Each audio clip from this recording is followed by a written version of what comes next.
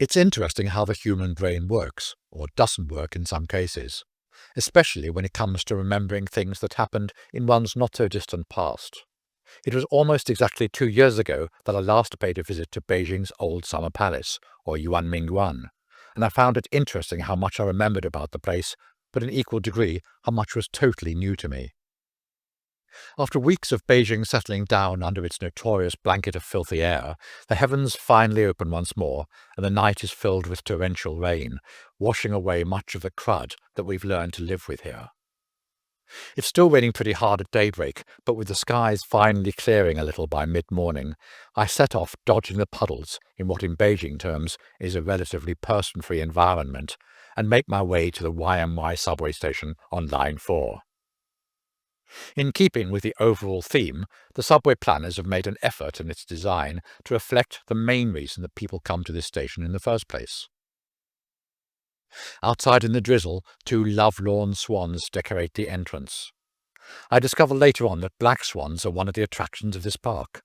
How come I never noticed that before? To fully appreciate the Old Summer Palace, you really do have to know a bit of its history.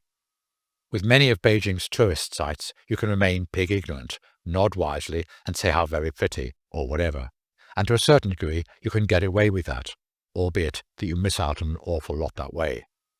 But not so with YuanMingYuan, the Gardens of Perfect Brightness, which once upon a time were known as the Imperial Gardens.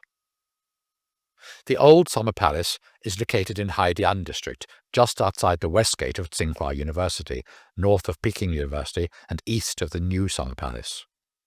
It covers an area of 3.5 square kilometers, or 860 acres, almost 5 times the size of the Forbidden City grounds and 8 times the size of Vatican City.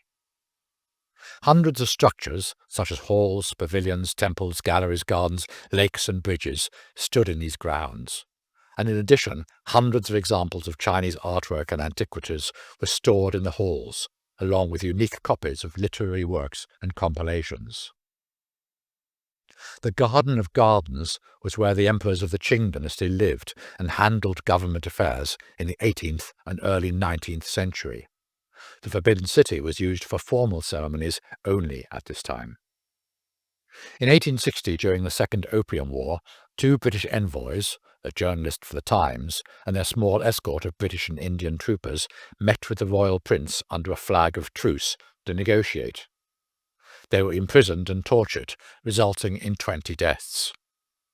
Half were reportedly murdered by slow slicing, with the application of tourniquets to severed limbs to prolong the torture. This infuriated the British leadership when they later recovered the unrecognisable bodies. The British High Commissioner to China, Lord Elgin, retaliated by ordering the destruction of the palace, which was then carried out by British and French troops. It took 3,500 British troops to set the entire place ablaze, taking a total of 3 days to burn. Only 13 royal buildings survived intact, most of them in remote areas or by the lakeside. After that little display of strength, the British, French and Russians were all granted a permanent diplomatic presence in Beijing, and the Chinese had to pay 8 million taels to Britain and France.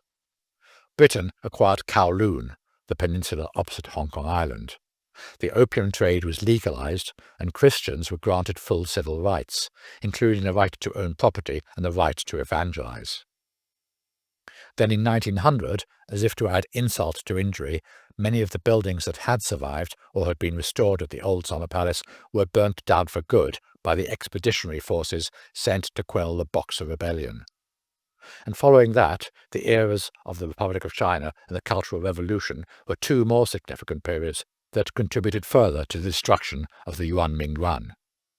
Most of the site was left abandoned and used by local farmers as agricultural land, a fact that is nowadays often conveniently forgotten. Following the sacking of the Old Summer Palace, the imperial court relocated to the Forbidden City. So that's why what had over a century and a half ago been a large park stuffed full of beautiful buildings is now a large park stuffed full of greenery and lakes and a handful of ruins, mainly on the northern side of the park. In its heyday, YuanMingYuan had nearly 200 bridges, but now One bridge, known as Zhangjiao, ruined bridge, is the only old stone bridge preserved after the destruction. Perhaps one of the reasons the YMY today is not heaving with visitors, quite apart from the inclement weather, is that it looks like I've picked a day when the peonies, which a friend of mine told me were fabulous just a couple of weeks back, are all over and other displays are not yet unfurled.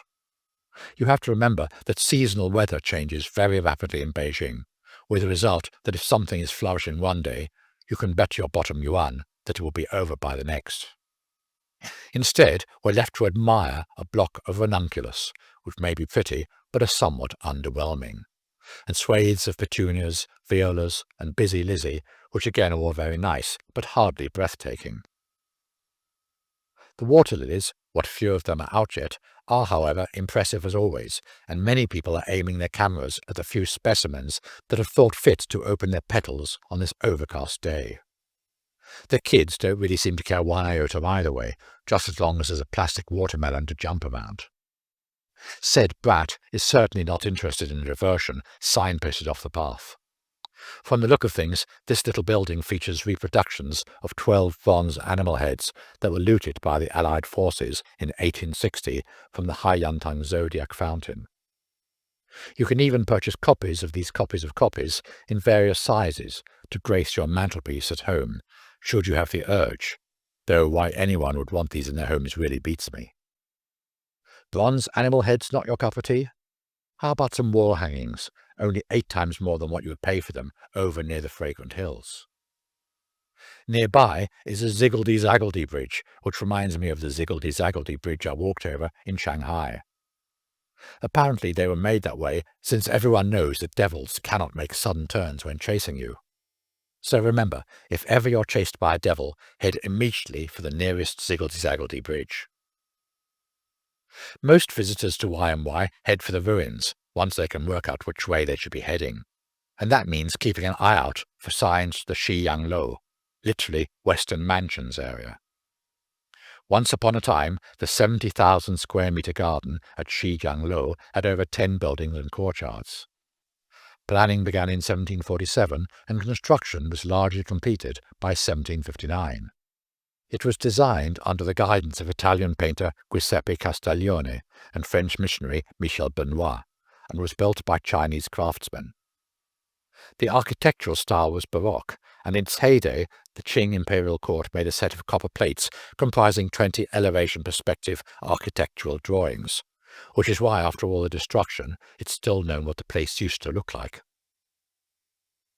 In 1860, when the Allied forces burnt YMY to ruins, most of the European-style halls and pavilions partially survived because they were built with stone materials. A building known as Xie or Harmonious Wonder was located on the southern tip of the western part of Shiyanglo. It was the first European building to be completed in the autumn of 1751, the 16th year of Emperor Qianlong. Its main building was a 3-story structure with the top floor having 3 rooms and the ground and first floor having 7 rooms each. It had a 9-room arc corridor on both sides at its front to link with a couple of 2-story octagonal buildings and was used for playing both Chinese and Western music. The complex is noted for containing China's first European-style water feature. The basins of the key fountains had a floral layout shaped like chrysanthemum flowers, and these were fed by bronze waterspouts in the shape of animals. Water from fountains came from the water tower, which was filled by a mule-drawn water wheel. Something that's been restored back to its former glory is the Huanghua, or yellow flower maze, which was formed of 1.2-metre-high embossed brick walls, covering an area of 89 by 59 metres. The total length of the walls is 1.6 kilometres. At its centre is a European-style circular pavilion in which the emperor is said to have sat to watch his concubines competing in a race with yellow lanterns through the labyrinth on the occasion of the Mid-Autumn Festival. I guess those old Chinese emperors certainly knew how to enjoy themselves. But is it only me who wonders why those silly young concubines didn't just peer over the walls like visitors do nowadays in order to complete the labyrinth in all of 3 or 4 minutes? My thoughts are interrupted too soon. It being very close to International Children's Day, some parents have taken it upon themselves to offer to be blindfolded and to be led by their brats who aren't yet tall enough to peer over the walls. Yet even these kids are smart enough to twig pretty quickly that if everyone else is heading down a particular route, then maybe it wouldn't be such a silly idea if they followed sheepwise. What these emperors did when the novelty of seeing their fluses chase one another through the maze wore off is not recorded. And did the concubines watch as the emperor groped his own way out? Or was he led out by a flunky so he didn't lose face, showing he couldn't work it out for himself? Perhaps they wandered the 50 meters along to the next must-see attraction, which was the Yang Long, or birdcage, which was built in 1759. The central room was a European-style gateway, and the south and north side wings housed aviaries, which kept lots of exotic birds presented by foreign countries. Outside the east and west doors of the birdcage were small water-spraying towers. To the east of the birdcage was the two-story, three-room YuanMingYuan, a European-style building. The mansion is said to have been frequented by a Uyghur concubine called Rong, or fragrant concubine, that Emperor Qianlong rather took a fancy to. And historical records indicate that it was then changed into a mosque for her to attend religious services. There were 2 stone tablets inside YuanMingYuan inscribed with Islamic teachings, but these were lost in the early 20th century. East of the YuanMingYuan was the Haiyantang, or Hall of National Peace, which was a building and garden complex also erected in 1759. It consisted of a 2-storied main building with a large fountain in front and an H-shaped water tower behind it. The fountain was known as the water clock because it was surrounded by 12 bronze waterspouts in the shape of human bodies with animal heads. Each of these animals jetted water for 2 hours in the sequence of China's 12 two-hour time-dividing system, and all the animals jetted water simultaneously at noon. Actually, these emperors were pretty much into fountains in a big way here. Da Shui Fa was yet another garden fountains feature. The main building was a huge stone shrine in front of which were a lion-head fountain producing a 7-level waterfall and an oval-shaped chrysanthemum fountain. In the middle was a bronze-spotted deer whose horns jetted out 8 waterspouts. On both sides of the deer were 10 bronze dogs that also jetted out waterspouts, or sprouts, as the official blurb explains it, aimed at the body of the deer. This apparently was meant to represent the hounds pursuing the deer. Of course, with all the trouble it took to create this aquatic work of art, it was obvious the emperor, bless his cotton socks, would want a good ogle at it. Hence that same year they also built Gui Shui Fa, a place at which the Qing emperors could place their ample sit-upons when appreciating the Da Shui Fa fountain. It had an imperial throne on a stone terrace, which was backed by 5 large stone screens, which had carvings depicting European military flags, armour, swords, and guns. On each side of the stone screen stood a white marble squared pagoda. Around the corner from all this construction is a small statue of the French writer Victor Hugo. He's a bit of a hero in China, it seems, even to this day. In an open letter to a French captain who had returned to France with many of the looted treasures, Hugo is widely quoted as saying, "With all its treasures, Notre Dame in Paris is no match for YuanMingYuan, that enormous and magnificent museum in the East. 2 robbers breaking into a museum, devastating, looting, and burning, leaving laughing, hand in hand with their bags full of treasures. One of the robbers is called France, and the other Britain. The French Empire has pocketed half of this victory, and today with a kind of proprietorial naivety it displays the splendid bric-a-brac of the summer palace. I hope that a day will come when France, delivered and cleansed, will return this booty to despoiled China." It's time to move on from the ruins and think of other things. Before long, a pair of black swans and their offspring appear on top of a plinth. These birds, we are told, nest here every year. Some people are wandering around aimlessly in front of a hideout hut looking for the actual birds themselves. Actually, if you were a swan, would you be daft enough to set your nest in front of endless gawking rubberneckers? I mean, does everyone expect swans to be that stupid? Uh-oh, it seems I spoke too soon. Okay, I can report that yes, swans are that stupid. There's one sitting on its nest right now, not 50 meters away from us all. Or maybe the park attendants have tied a piece of string to its leg to make sure it stays there so it can be photographed. I wouldn't put it past anyone here not to do that. Another 50 meters away, in the opposite direction from the swan, is a very plain-looking building which looks totally underwhelming, except it turns out to be a mini-museum.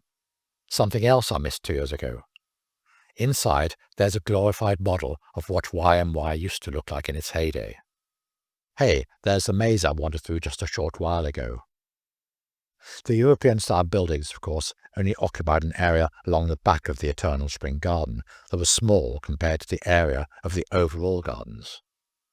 More than 95% of the imperial gardens were made up of Chinese-style buildings, as well as a few in Tibetan and Mongol styles, reflecting the diversity of the Qing Empire.